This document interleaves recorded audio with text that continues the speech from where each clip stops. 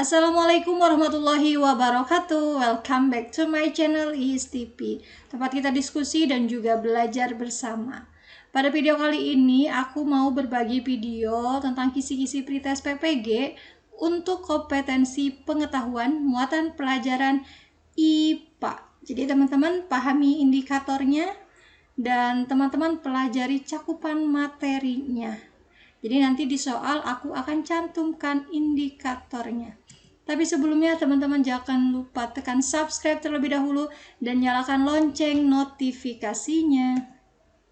Kita masuk ke soal yang pertama. Indikatornya itu diberikan suatu gambar model sistem organ pernapasan. Peserta dapat menjelaskan proses pernapasan perut. Jadi nanti teman-teman itu akan dapat soalnya itu tentang sistem organ pernapasan. Oke, jadi teman-teman harus pahami materi tentang sistem organ pernapasan. Salah satunya ini pernapasan pada perut. Jadi materinya banyak. Ini salah satu contoh soalnya. Nanti teman-teman akan dapatkan belum tentu seperti ini gitu loh soalnya. Tapi yang penting teman-teman pahami, pernapasan itu dibagi menjadi dua. Ada inspirasi, ada fase ekspirasi. Fase inspirasi itu adalah udara masuk dari luar ke dalam. Sedangkan fase ekspirasi itu udara yang ada di dalam itu keluar. Oke? Ya. Nah, teman-teman perhatikan di sini ada contoh soalnya. Jadi soalnya itu adalah fase ekspirasi pada pernapasan perut meliputi. Oke, di sini ada fase ekspirasi, berarti udara keluar dari paru-paru ya. Jadi udara keluar dari dalam itu menuju keluar. Perhatikan langkah-langkah berikut. Jadi yang pertama, otot diafragma mengalami menegang. Yang kedua, otot diafragma mengalami mengendur. Dan seterusnya, teman-teman bisa baca sampai poin 10. Untuk mengerjakan soal urutan seperti ini, langkah-langkah, teman-teman tidak perlu dibaca semua ini opsinya. Kenapa? Karena terlalu lama. Oke? Jadi teman-teman cek. Yang pertama apa dulu? Oke, 2 dulu atau 1 dulu? Yang ditanyakan adalah fase ekspirasi, udara keluar. Coba teman-teman tarik napas, itu termasuk inspirasi. Coba teman-teman keluarkan sekarang udaranya. Itu termasuk ekspirasi. Lihat poin 2 sama 1. Otot diafragma mengalami menegang.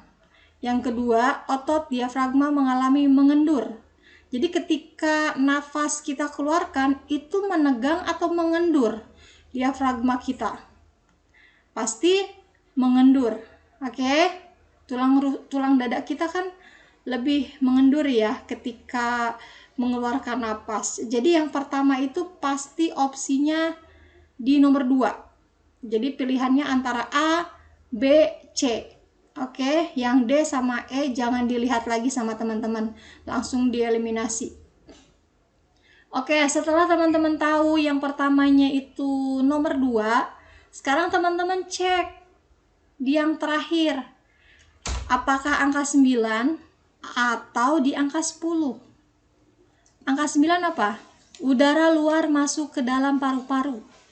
Oke, yang 10 apa? Udara keluar dari paru-paru. Tadi yang ditanyakan apa? Fase ekspirasi. Berarti udara keluar dari paru-paru, yaitu di poin nomor 10. Nah, sekarang kita tinggal punya 2 pilihannya. Berarti antara B sama C. Baru kita lihat. Setelah nomor 2 itu pasti nomor 4 karena urutannya sama. Ya. Otot diafragma mengalami mengendur. Setelah itu diafragma kebentuk semula melengkung. Sekarang 5 atau 6? Volume rongga dada akan membesar. Atau yang poin 6, volume pada rongga dada mengalami pengecilan. Coba teman-teman buang nafas. Apa yang terjadi pada rongga dada? Membesar atau mengecil? Mengecil kan? Otomatis jawabannya adalah opsi C. Jadi 2, 4, 6, 8, 10. Seperti itu ya teman-teman cara mengerjakan soalnya. Teman-teman jangan hafalkan soal dan jawaban ini, tapi teman-teman tahu indikatornya apa, cakupan materinya apa. Oh, berarti harus dipahami. Berarti aku harus belajar apa itu fase inspirasi, apa itu fase ekspirasi. Seperti itu ya. Karena belum tentu soalnya teman-teman bakal dapet yang sama persis seperti ini. Ini hanya contoh saja. Kita lanjut ke nomor 2. Ini indikatornya masih sama seperti tadi. Kita masih membahas tentang proses pernapasan perut. Di sini contoh soalnya. Mekanisme inspirasi pernapasan perut adalah titik-titik. Oke. Tadi inspirasi itu adalah udara masuk dari luar ke dalam, ya. Jadi udara luar masuk ke dalam. Mana nih? Kita lihat di opsi di opsi mana yang udara luar masuk ke dalam paru-paru. Oke, yang A keluar dari paru-paru berarti salah. Yang B udara luar masuk ke paru-paru. Oke, ini masuk yang poin B. Poin C udara keluar dari paru-paru, ini juga salah. Poin D udara luar masuk ke paru-paru. Poin D juga bisa. Poin E juga bisa. Nah, kita lihat belakangnya. Jadi yang opsi A sama opsi C itu langsung dicoret karena keluar dari paru-paru. Itu bukan fase inspirasi tapi ekspirasi. Oke. Nah, teman-teman ketika tahu udara luar masuk ke dalam paru-paru, kita lihat yang pertama. Diafragma berkontraksi. Kalau ini apa? Diafragma relaksasi. Kalau opsi E, otot antar tulang rusuk berkontraksi. Kalau pernapasan perut, coba teman-teman tarik napas. Diafragma ini berkontraksi atau relaksasi? Oke, pasti berkontraksi. Opsi jawabannya adalah opsi B. Jadi diafragma ini berkontraksi. Setelah itu volume rongga dada kita itu membesar. Oke. Tekanan udara rongga dada itu menurun dan udara luar masuk ke dalam paru-paru. Seperti itu. Itu contoh soal untuk indikator yang ini. Kita lanjut ke soal berikutnya. Di soal nomor 3, di sini ada indikatornya itu diberikan pernyataan tentang rongga dada. Peserta dapat mengidentifikasi tulang-tulang yang membentuk rongga dada. Jadi di indikator ini teman-teman pelajari tentang tulang-tulang yang membentuk rongga dada. Jadi di rongga dada itu ada tulang apa aja? Ada tulang hulu, tulang badan, tulang tajuk pedang, seperti itu. Tulang rusuknya terdiri dari apa aja? Itu kan cakupannya luas. Oke, di sini ada contoh soalnya. Perhatikan pernyataan berikut ini. Yang pertama, tulang penyusun rongga dada terdiri dari tulang dada dan tulang rusuk. Yang kedua, tulang dada terdiri dari tulang hulu, tulang badan, dan tulang tajuk pedang. Yang ketiga, tulang rusuk terdiri dari rusuk sejati, rusuk palsu, dan rusuk melayang. Pernyataan yang benar tentang tulang penyusun rongga dada adalah yang mana yang benar? Opsi 1 ini, tulang penyusun rongga dada terdiri dari tulang dada dan tulang rusuk. Benar ya. Terus juga yang kedua, tulang dada itu terdiri menjadi dari tulang hulu, tulang badan, dan tulang tajuk pedang. Itu juga benar pernyataannya. Kita lihat di opsi yang ketiga, di nomor yang ketiga, tulang rusuk terdiri dari rusuk sejati, rusuk palsu, dan juga rusuk melayang. Pernyataan ini juga benar. Maka jawabannya adalah opsi C. 1, 2, dan juga 3. Itu semua benar. Kita lanjut ke soal nomor 4. Indikatornya masih sama dengan yang tadi. Jadi mengidentifikasi tulang-tulang yang membentuk rongga dada. Ini contoh soal yang lain. Yang ditanyakan adalah tulang gladius terletak di dada adalah bagian tulang untuk yang mana? Jadi tulang gladius itu melekatnya di mana? Di tulang keberapa? Jadi teman-teman harus tahu. Yang A, menggabungkan tulang rusuk ke 1 dan juga kedua. Yang B, memisahkan tulang rusuk ke 3 sampai ke 7.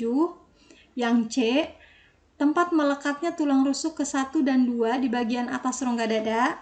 D, tempat melekatnya tulang rusuk ke 8 sampai 10 di bagian bawah rongga dada. Atau E, tempat melekatnya tulang rusuk ke 3 sampai ke 7. Oke, jawaban yang tepat di soal nomor 4 ini adalah opsi E. Jadi tulang gladius itu melekatnya tulang rusuk ke 3 sampai ke 7. Ya. Jadi teman-teman pelajari nih tulang-tulang yang membentuk rongga dada. Kita lanjut ke soal nomor 5. Indikatornya ini di kisi-kisinya nih disajikan data tentang keterkaitan Hari Raya Idul Fitri 2 tahun berturut-turut, misal 1440 Hijriah dengan 1441 Hijriah dengan kalender Masehi. Peserta dapat mengidentifikasi perbedaan kalender Masehi dengan kalender Hijriah. Oke, di sini ada pernyataan. Ini opsi, ini nomor yang pertama ya teman-teman. Tidak tertulis, maaf. Ini yang nomor 1. Menggunakan perhitungan revolusi bulan. Yang kedua, menggunakan perhitungan revolusi bumi. Yang ketiga, jumlah hari di kalender ada 365 hari. Yang keempat, jumlah hari di kalender ada 354 hari. Yang ditanyakan, pernyataan yang benar mengenai kalender Masehi yaitu yang mana? Tadi kan ada kalender Masehi, ada kalender Hijriah. Ini pernyataan yang benar mengenai kalender Masehi itu di nomor berapa? Jawaban yang tepat adalah opsi B di poin 2 dan juga poin 3. Jadi kalender Masehi ini menggunakan perhitungan revolusi bulan. Oke, jumlah hari di kalender itu ada 365 hari. Oke, itu aja yang bisa aku sampaikan buat teman-teman semuanya. Aku juga mau ngajak ini buat teman-teman semuanya yang mau mengikuti seleksi P3K tahap 3, ayo gabung di Ayo P3K. Jadi di Ayo P3K ini menyediakan soal untuk guru SD, guru PJOK, guru IPA, guru matematika, guru bahasa Indonesia, dan juga guru bahasa Inggris. Di bimbel Ayo P3K ini teman-teman bisa mengerjakan soal dengan berbasis CAT. Seperti itu. Jadi belajar memanage waktu.